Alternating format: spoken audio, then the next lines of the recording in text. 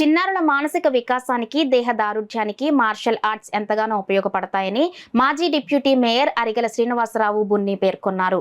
కాకినాడ శ్రీరామ్ నగర్లో గల సంస్పాట్ martial arts sports academy ఆధ్వర్యంలో నెల రోజుల పాటు నిర్వహించిన సమ్మర్ కోచింగ్ క్యాంప్ ముగింపోత్సవం ఘనంగా జరిగింది. కార్యక్రమానికి అకాడమీ డైరెక్టర్ సంగాని శ్రీనివాసు అధ్యక్షత వహించగా మాజీ డిప్యూటీ మేయర్ అరిగెల శ్రీనివాసరావు బున్ని ముఖ్య అతిథిగా పాల్గొన్నారు. తొలుత చిన్నారుల శిక్షణ కార్యక్రమం జరిగింది.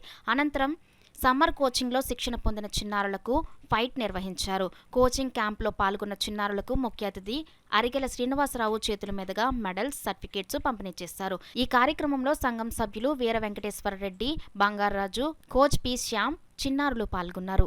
ఈ martial arts some sport martial arts Indian traditional martial arts కింద మేము ఒక రూపొందించడం జరిగింది. ఇది హెడ్ ఆఫీస్ అయితే తెలంగాణ హైదరాబాద్లో ఉంది. మేము ప్రతి ఇయర్ కూడా ఈ సమ్ స్పోర్ట్ అన్నది ఒక సమ్మర్ క్యాంపు పెట్టడం జరుగుతుంది. ఈ సమ్మర్ క్యాంపులో దాదాపు ఒక 50 మంది పిల్లలకి ట్రైనింగ్ ఇవ్వడం జరిగింది.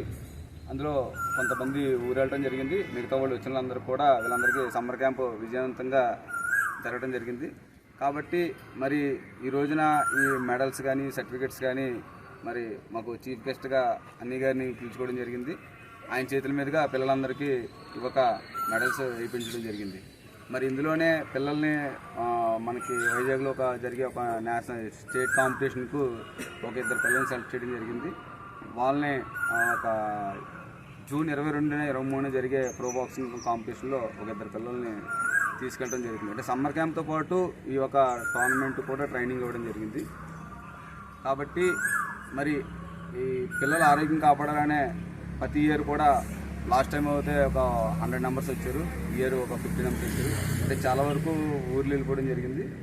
కాబట్టి ఏంటంటే ఇంకా మేము పిల్లలందరినీ కూడా అన్ని గారు ప్రోత్సాహంతో ఇంకా ఎంతోమంది పిల్లల్ని తయారు చేయాలని ఆశిస్తుంది.